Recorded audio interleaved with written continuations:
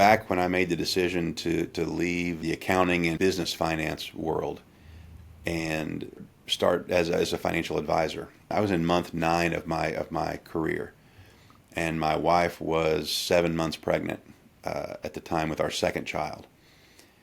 And I had a month where, through some struggles and through overcommitments, obligations, I came home and my paycheck was $2.54. And I can remember where I was standing in the doorway when I opened that envelope and saw that $2.54 check. And I look down the hall and I see my very, very pregnant wife, and I just hand it to her. And I was fully prepared for her to just burst into tears and say, "You got to go get a job somewhere else." But she started laughing. When she saw it, she started laughing. And we went to Dairy Queen and blew our paycheck for the month at Dairy Queen and talked about, is this the right career for me? And is this the right path that we should be on? And she gave me such confidence that, yes, John, you can do this. I know you can do it. We're going to make this happen.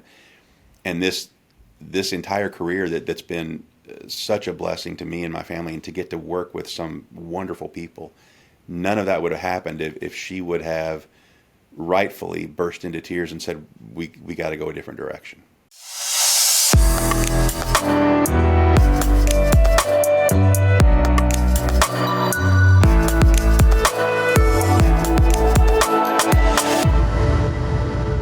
All right, welcome to the F Words podcast. I am here with John Forbes from Forbes Financial Group, and today we're talking a lot about the stories that shape us, especially when it comes to our finances.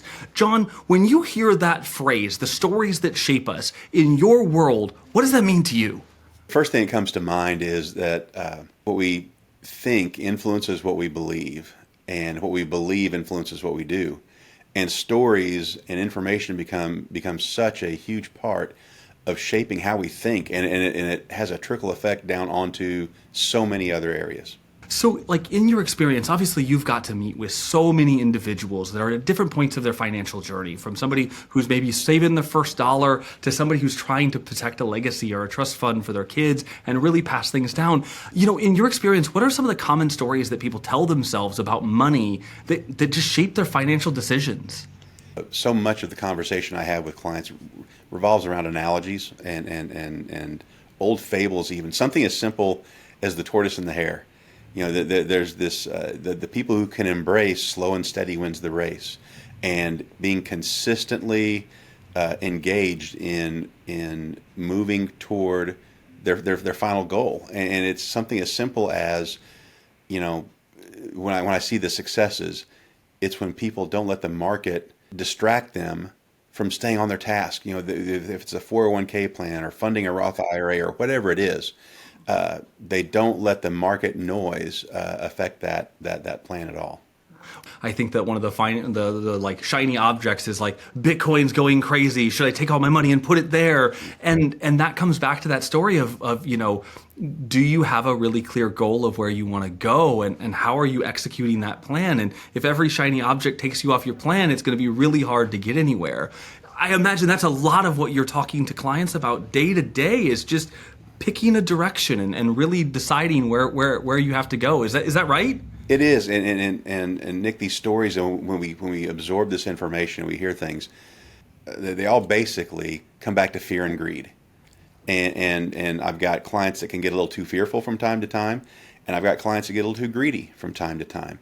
And my job is not only to be an investment manager, but to be a behavior manager. That's where the real value comes in the relationship with any good financial advisor. Is that advisor, he or she will keep you from panicking and hitting the reset button at the wrong time, or panicking and chasing a hot idea off a cliff. That's such a great analogy, because I think that there are so many people that we know in our lives that you hear them kind of like the get rich quick scheme, right? There's always something. It's always the other one that comes to mind is like the diet and exercise, right? There's some new magic pill that's going to make you lose 50 pounds, and like abandon everything that you know about the last 200 years of diet and exercise. let's go chase this thing. Right. When you talk about the stories that really shape people's financial pieces, whether they're positive or negative, how do they impact the way that people save, the way that people invest, the way that they plan for the future? How do those stories kind of get ingrained and either get in the way or help them? More often than not, the stories that get attention are scary stories. They're not usually the good stories, and that's in finance or in any other area. The scary stories get the attention, and especially the under 40 generation right now. They've had in their lifetimes they've seen or experienced 9/11 and the impact that had financially to their families. You get through that, and a few years later, we've got the housing bubble and the market crisis that came with that, and there's been just a lot of reasons to be fearful, honestly, when we look at it historically. But again, those who take that and listen and learn, but they don't get swayed away from their plan of action. That's how you build wealth. You don't build wealth by selling out when things are down and then buying when things look better. That is not the key to wealth. Buying a stock for 15 cents a share because it's got to at least go to 20 or 30 is not how you build wealth over time. It's still in the school of thought that Bitcoin, until it becomes embraced as actually a currency, it really is the greater fool's theory. Who will pay me more for this tomorrow than I paid for it today? There's no intrinsic value in it at all. So I'm still a little concerned about that. And all that to say, you don't have to have just a plain vanilla portfolio. One of the things I like to do is sit down and talk to clients about what do we need to do to achieve what you're looking to achieve, and do it with the least amount of risk necessary. But at the end of the day, there's some people that just have an itch that they got to scratch when it comes to something that might be the next big thing. And I kind of share with clients, look, I like jalapenos in my chili, but I don't want a whole bowl of jalapenos. A couple jalapenos on top, that's fine. And we can sit down and find what are those jalapenos that we can look at in a portfolio and take a chance on knowing full well that no matter how exciting the opportunity is, it's probably going to be a bust. In fact, oftentimes I'll tell people, let's take that money and I want you to go to the casino and have a great night, have a great weekend, and blow it all there, but have fun doing it, because at least then you'll have an experience to share from it. John, one of the things that just sort of dawned on me, and it's really silly to kind of think of this as you were talking, but there's that really famous quote of great risk, great reward. But I love the idea of the opposite of that, right? Like if you're chasing a giant reward, that means it comes with great risk. And do you really want to bet your future? Do you really want to bet your kid's future on something that coulda, woulda, shoulda, maybe explode?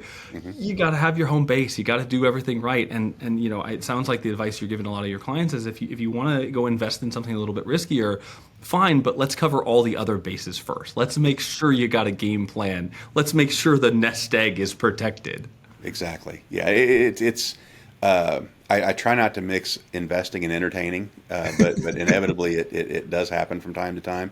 But yeah, you look at Vegas, they don't have all those lights and shiny things and fancy people performing out of the kindness of their hearts. That's because the money that comes into Vegas exceeds the money that leaves Vegas. Yeah. You could be the rare lucky one, but the odds are not in your favor. They are not.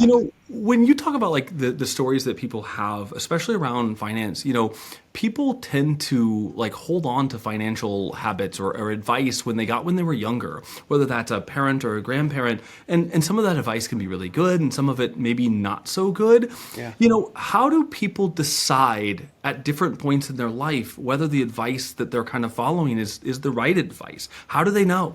You got to do the math is what it comes down to. With the older generation, one of the great things that I hear, these stories I get all the time, are folks that every paycheck would put a little bit of money into a savings bond, and they would accumulate these savings bonds. And back then they were paying some fairly decent interest. Now that's not probably the best tool to use, but the mindset of sticking some back every time I get paid and putting some money back, whether it's through a retirement plan at work or a Roth IRA, you got access today to investments that I think will achieve every bit of what they achieved earlier in earlier generations, but even at a grander scale.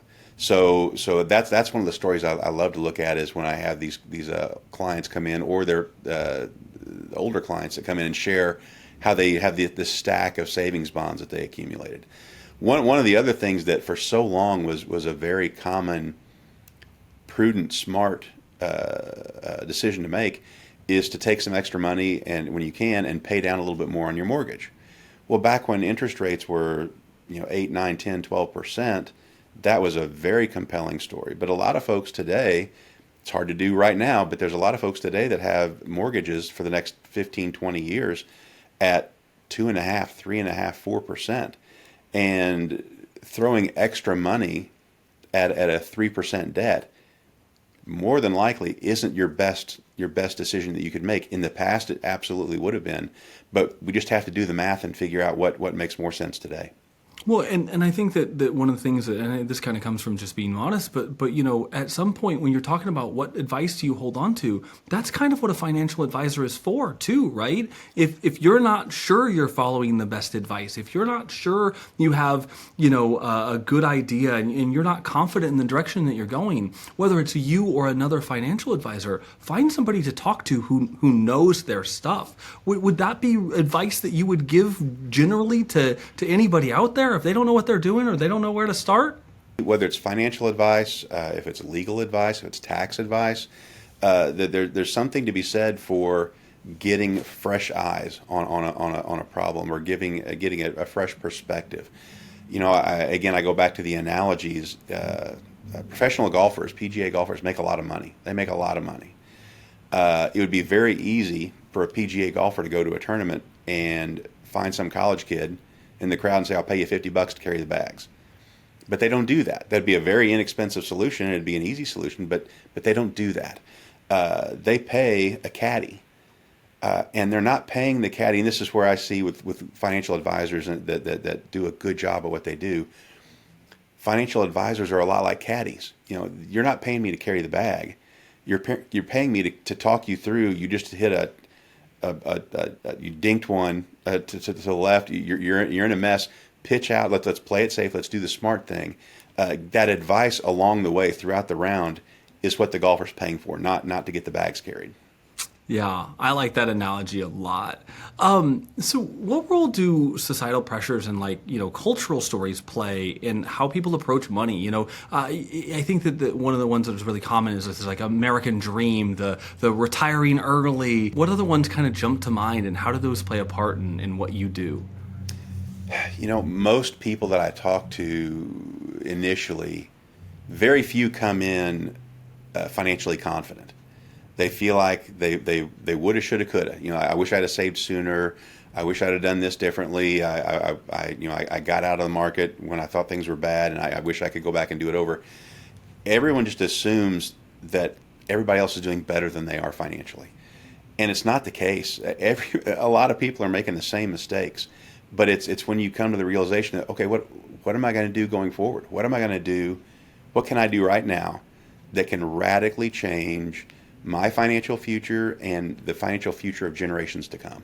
And it can absolutely be done. It takes sitting down and educating yourself and getting good advice. That's really powerful, and I want to pull on that thread for a second here, because I think that you said something that is really interesting. Is all of these people are coming to you and they struggle, right? They're not financially confident. Even ones that are successful on varying degrees, mm-hmm. Very few of them are walking into your office that just completely know everything and they think they have it all figured out. They're coming to you because they have that concern and they feel like they missed the market. But isn't that one of the most powerful things that they can do, is realize that it's not too late. You still have opportunity. And the best time to plant a tree is 500 years ago. The second best time is today. If you don't have it figured out, if you're stuck, now's the time, right? Just because you could have done something better yesterday, or you could have bought Starbucks stock before it exploded. That's a story that I hear from my parents all the time, is that somebody told them that they should buy Starbucks stock and they didn't do it and they regretted it forever. And it's like, at some point you have to let go of that like missed opportunity and figure out where you are now and get your bearings. So what do you say to those people who feel like they've missed the boat? After we talk for a little while, and maybe by our second or third meeting, we're looking at financials, and we're looking at how are they going to define success? Tell me how do you want to define success, and I can tell you how we can get there, or if we can get there. We can do great things and we can do smart things in a relatively quick period of time.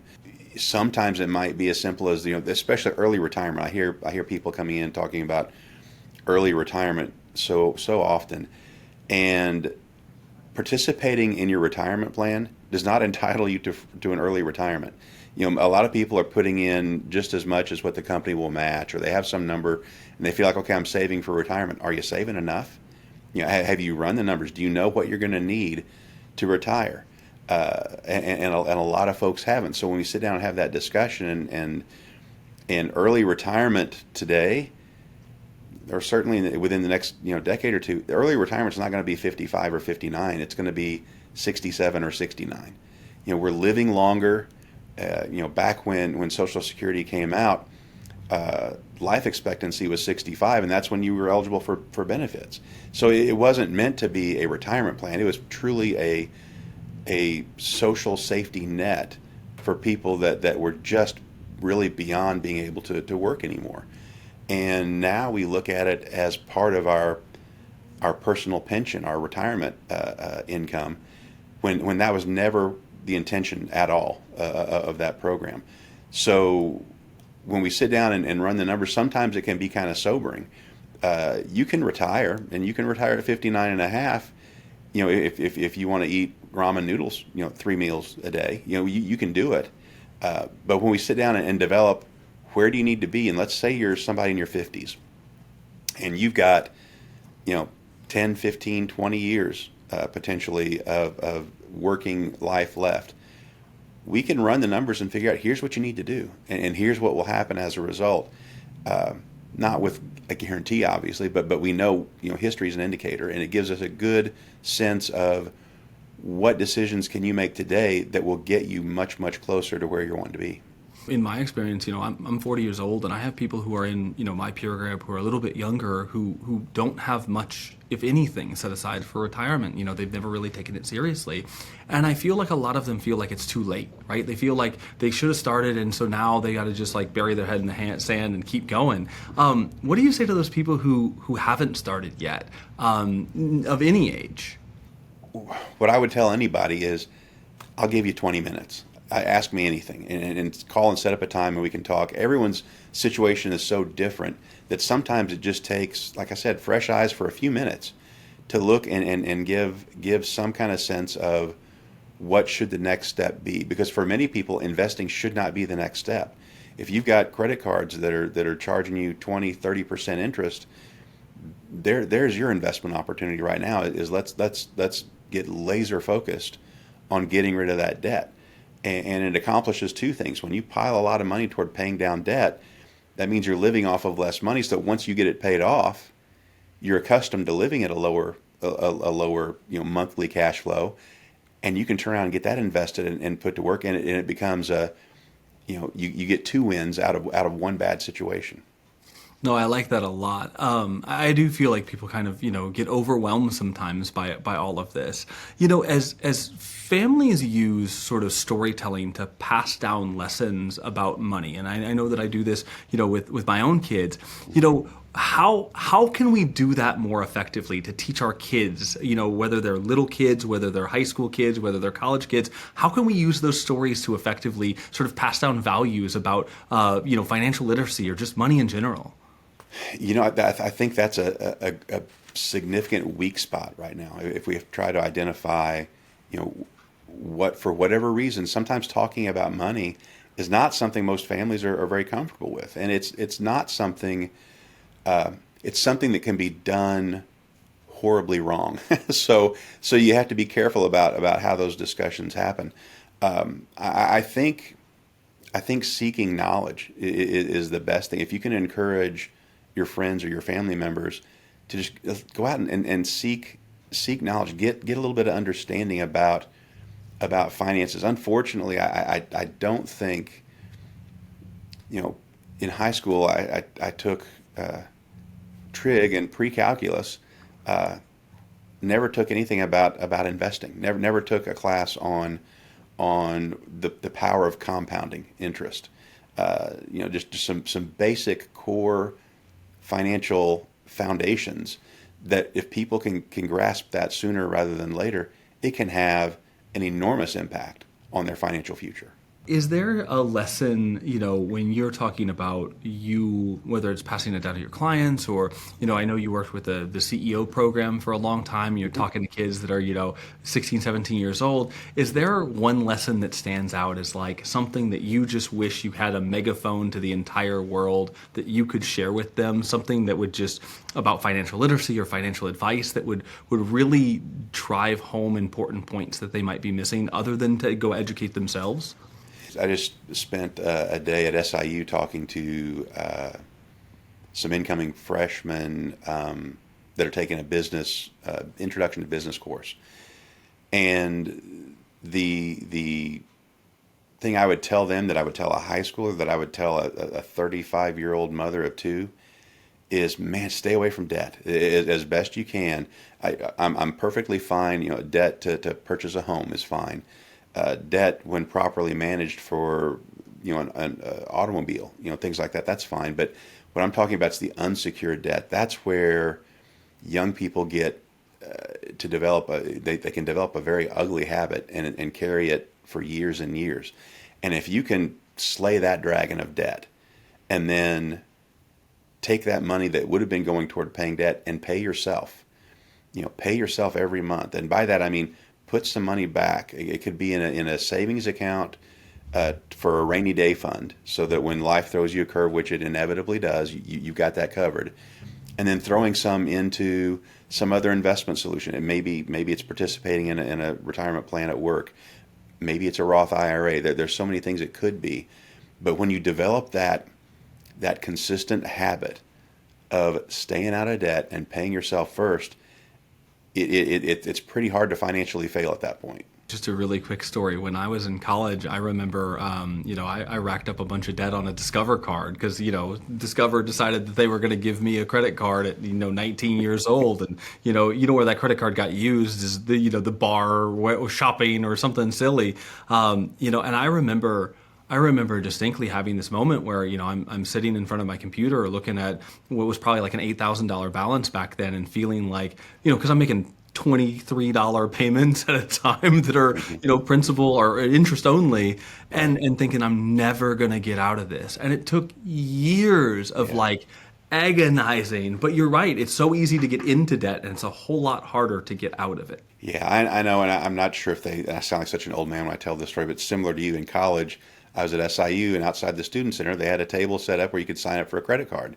Well, I signed up for it, and I got my first credit card. And I want to say it was maybe a $1,000 or $2,500 limit.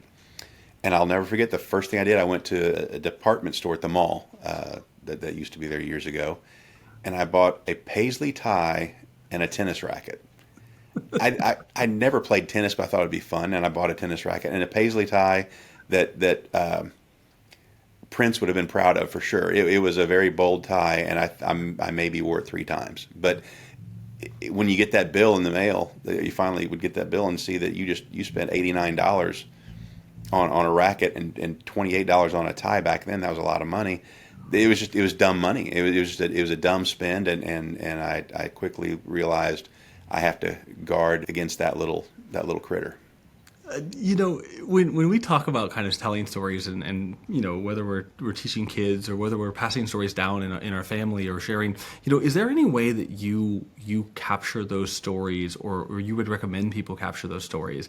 Is it something where they sit down and have a conversation? Is it where they write out a plan, where you teach a kid to budget somehow? What tools can make that possible or make that more beneficial? Do you have any advice there?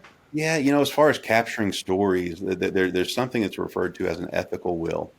And I stumbled onto this a few years ago, and it's where you typically have some, you got your will and your power of attorney, and the thing that takes care of the documents take care of all the legal stuff. But what about a document that you could use to tell stories and to share what were your biggest successes and your hardest failures, and what did you learn from both of them? Somewhere to capture that would be tremendously valuable. Unfortunately, a lot of people, um, don't take the time. They'll buy the little diary, the little book where you're supposed to keep track of the stories, and then it sits there and gathers dust. So what I've done is I've come up with a list of questions that I'm more than happy to share with someone who's interested. And you can take those questions and maybe take 5 or 6 of them out of the 25 and start telling your own story. It could be as simple as grabbing your cell phone and recording a video. It can be so much grander than that if you want it to be, but just being intentional about telling those stories, and sharing those memories for generations. Maybe even grandkids that aren't even here yet would be able to learn something from you that would be meaningful and memorable. Well, and I would also imagine that that works both ways, right? If you're somebody who's maybe a little bit younger, getting a hold of those questions and being able to ask those to your parents or your grandparents could be really powerful.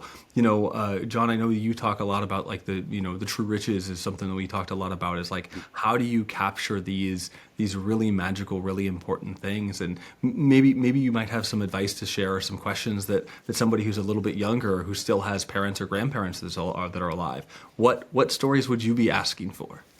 Especially, right now we're coming off of an election season, and we've got holiday seasons coming up. There's a lot of conversations people are dreading at these family gatherings, but you could have some really incredible conversations as well. And it can be as simple as, if you're younger and you've got maybe a grandparent there, what was your favorite candy bar when you were a kid? What was a lot of money to you when you were young? And what do you remember doing with that money? There are just so many things you can ask.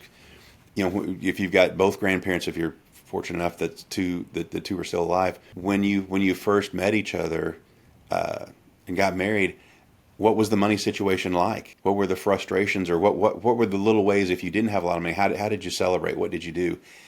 And you can create an hour or 2 hours of conversations at a Christmas dinner table, hearing those kinds of stories. And no one has to talk about politics. No one has to talk about what the bullet points were, or the headlines on MSNBC or Fox News this week, or whatever's going on. You can really have meaningful dialogue about things that will genuinely matter 5, 10, 20 years down the road. Do you have a story, a particular story that is maybe in your own family of things that are, revolve around money, that kind of set a tone for like how your family thinks about money, or how your kids think about money, or maybe how your parents thought about money? Is there anything that jumps to mind to you of like those really powerful stories? One story that comes to mind, and it's my own story, mine and my wife's story. Back when I made the decision to leave the accounting and business finance world and start as a financial advisor, I was in month 9 of my career, and my wife was 7 months pregnant at the time with our second child, and I had a month where, through some struggles and through overcommitments, obligations, I came home and my paycheck was $2.54. And I can remember where I was standing in the doorway when I opened that envelope and saw that $2.54 check. And I look down the hall, and I see my very, very pregnant wife, and I just hand it to her. And I was fully prepared for her to just burst into tears and say, "You got to go get a job somewhere else." But she started laughing. When she saw it, she started laughing. And we went to Dairy Queen and blew our paycheck for the month at Dairy Queen, and talked about, is this the right career for me, and is this the right path that we should be on?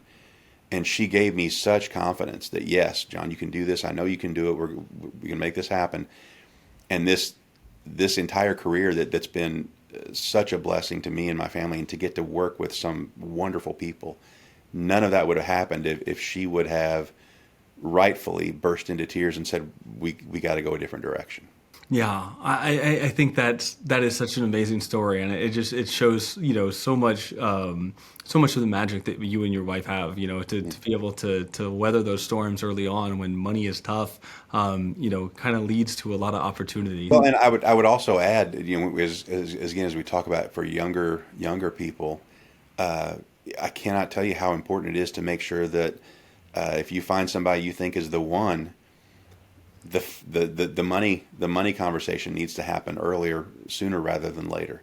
It is so important that you see things in a similar way, because that'll be one of the first significant issues that can pop up in a marriage or in a relationship is quarrels about money and how do we spend it and what do we do, and that's one that you definitely want to be in alignment on. Yeah, yeah. I think it makes all the difference in the world to find a partner for life, and when you do, and you're in alignment, it can make everything a whole lot easier. And if you're not in alignment, it can make everything a whole lot harder. Oh yeah, oh yeah. If you could leave our listeners with one lesson about the stories that they tell themselves, or the stories that they pass on for others, what would it be? Be careful where you get your information. I think that, because again, as we get back to the whole concept of, what we think affects what we believe affects what we do. When we're thinking, what are we processing on? And in today's media culture, there's a lot of scary stuff. There's a lot of fear mongering that goes on, and we have to be careful what we consume. That helps develop our thoughts and our beliefs and our actions. So when it comes to storytelling, or when it comes to stories we hear or information we hear, we got to look at it through the right lens. Yeah, I think that's really powerful, especially in a place where there's so much information that comes at us from so many sources, and making sure that they're good sources and credible sources, and to use some common sense. And I think that the thing that kind of jumps to mind too is the too good to be true. The get rich quick, the we're going to solve this problem really fast, and those should indicate a good warning from a lot of people.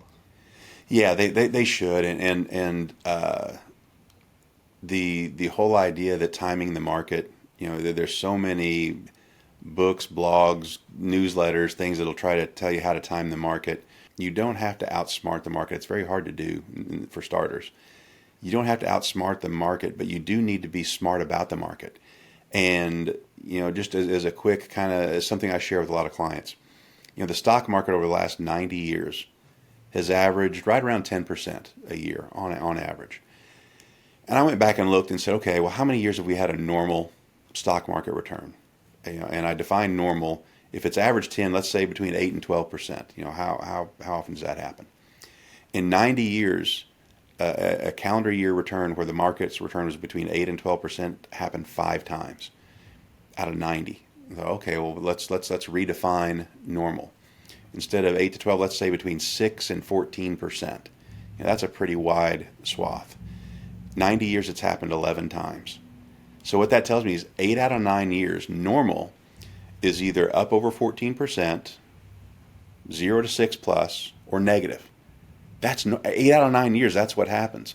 And when we can educate ourselves and become aware of that's normal. So if this next year the market's down 18%, and we there's a tendency to try to panic and say, well, let's get out and wait till things look better. No, that's normal. That is normal. And if you take steps, and you should take steps, and if you're working with a good financial advisor, you've already taken steps to make sure that you've got a plan in place that if the market goes down 18%, that doesn't affect anything. That doesn't affect your standard of living. That doesn't affect, if you're drawing down money off of an existing portfolio, we've got buckets that didn't go down. If you're saving and trying to accumulate wealth, market sell-offs are a godsend. It's the greatest thing that could ever happen, because you're taking the same dollars and buying more shares because they're cheaper. So we can't let market negativity and fear and scare tactics derail us from a really solid plan. Yeah, yeah, that's actually really surprising information. As you kind of went through that, I don't know that I would have ever guessed that, especially when you widened the gap there. I think you said it happened 11 times. 11 times in 90 years that we've had a stock market return, yeah, between 6 and 14. 75 times. Like, I mean, Sure. my perception is so far off reality. It's not funny. That's amazing. And what that tells me is that the doom and gloom and the sky is falling and the like panic of, oh, well, this is not a good time. I shouldn't get in the market because it's down. Normal should be 10 to 8 to 12%, and like it's not. That makes me think that I need to just stay out, or I need to not be involved, or like, oh, it has been in the past, but it's not going to be in the future. And I'm floored by that number, like completely floored. Yeah, it's funny how, and I see it all the time in financial media. They aren't really trying to make you a better investor. They're trying to get eyeballs. They're trying to get clicks. And what gets eyeballs, what gets attention, what gets clicks, it's scary stuff. And when you step back, and if you know going into it what normal is, so we can define normal right up front, I find that an educated investor makes better decisions. An educated investor is less likely to fall for the traps and the pits of the doom and gloom folks out there. Yeah, and you have I mean, there's even like that like you can hear the sound bite of buy, you gotta rush and go get it right now. You're gonna miss your opportunity, and that's the way to make a really quick, maybe really bad decision.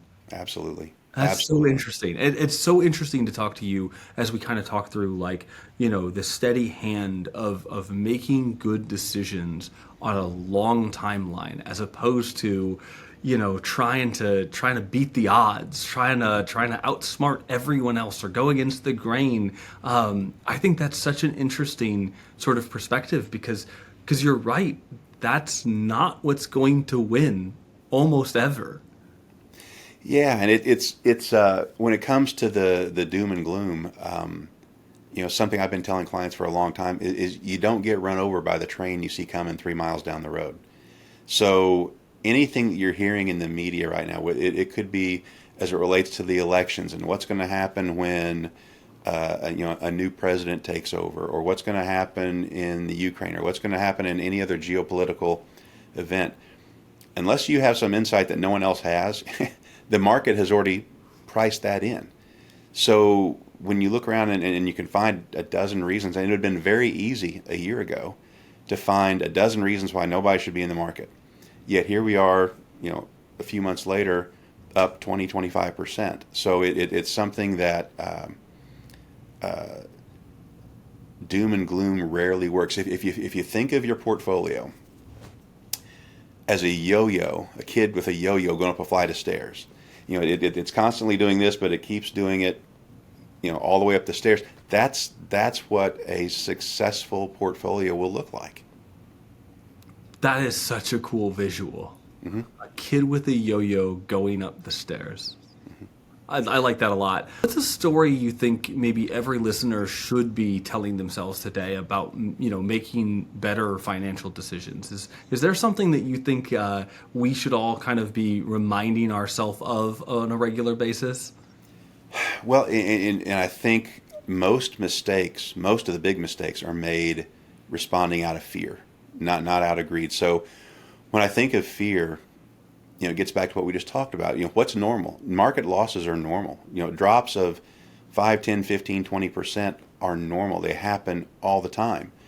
And an analogy that I like to use is, if Best Buy had a 30% off everything sale, there would be a line out at the front door all the way to the arena parking lot to get in. When my industry has a 30% off sale, everyone's running the other direction. And if you can learn that when things are going down, it's not permanent. They're on sale. Sales don't last forever.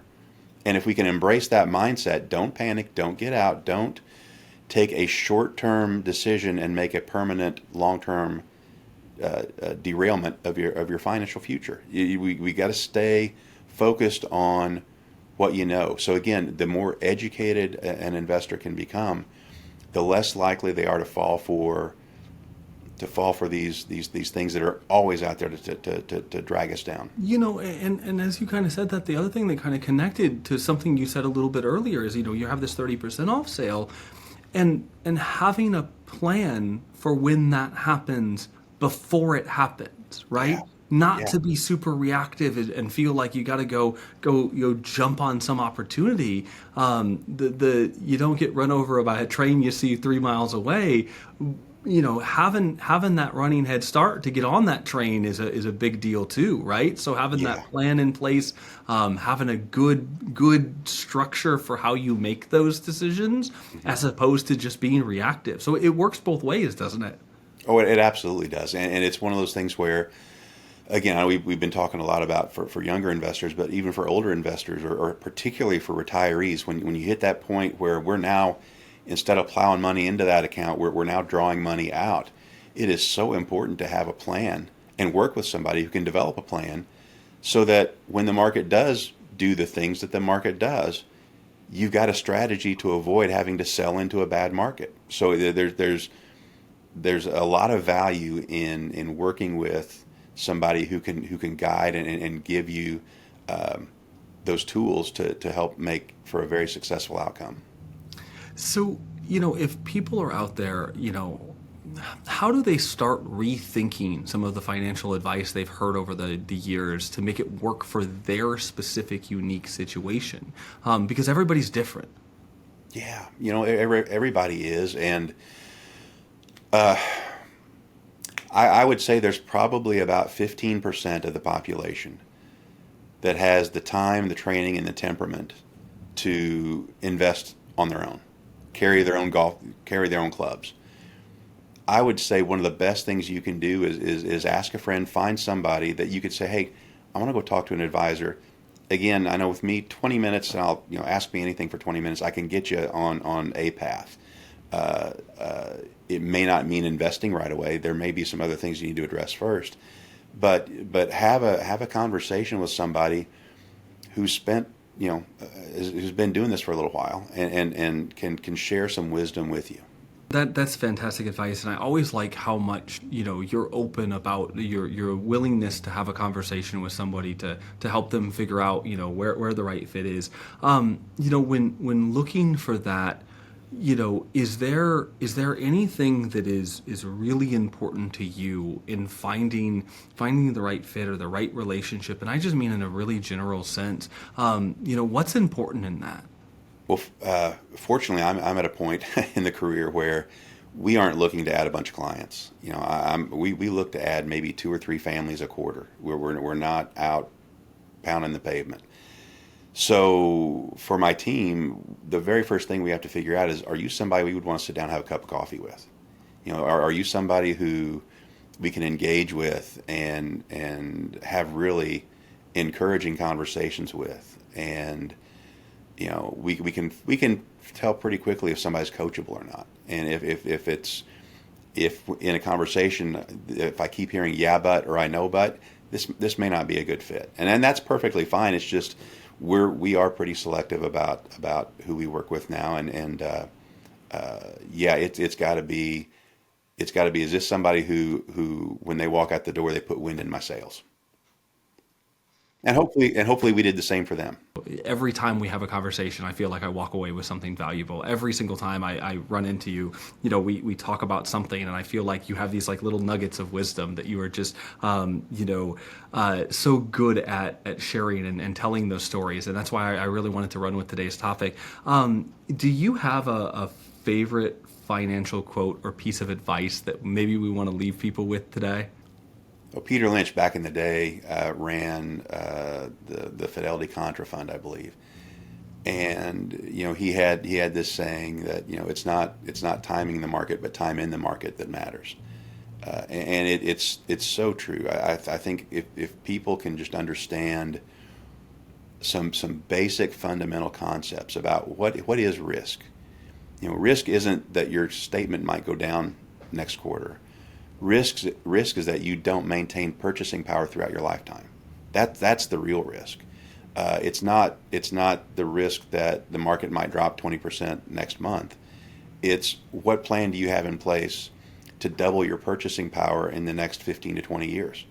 Because inflation's going to require that just to tread water. So if you don't have a plan in place, and if you aren't actively taking steps to solve for that, the longer you wait, the tougher it's going to be.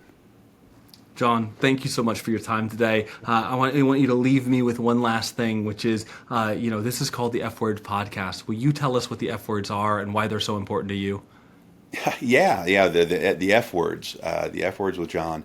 It's food, faith, fun, family, finances, and philanthropy. That's why we do what we do. Whether you're 75-year-old great grandma, or you're a 19-year-old trying to figure out what's the major going to be. Basically, when it comes back to where do you get joy in life, it's usually from one of those F words.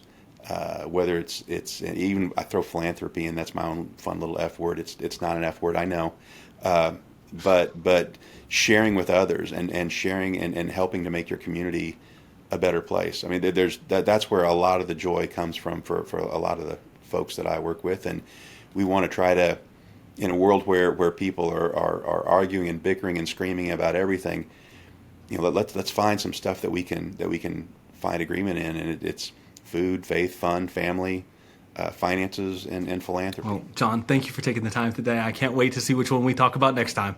All right, sounds good. Thanks, Nick. Security and advisory services offered through LPL Financial, a registered investment advisor, member FINRA, SIPC. The opinions voiced in this podcast are for general information only and are not intended to provide advice or recommendations for any individual. To determine which strategies or investments may be suitable for you, consult the appropriate qualified professional prior to making a decision. Individual tax or legal matters should be discussed with your tax or legal professional. Economic forecasts set forth may not develop as predicted, and there can be no guarantee that strategies promoted will be successful. All performance reference is historical and no guarantee of future results. All indices are unmanaged and may not be invested into directly. There is no assurance that the techniques and strategies discussed are suitable for all investors or will yield positive outcomes. The purchase of certain securities may be required to affect some of the strategies. Investing involves risk, including the possible loss of principal.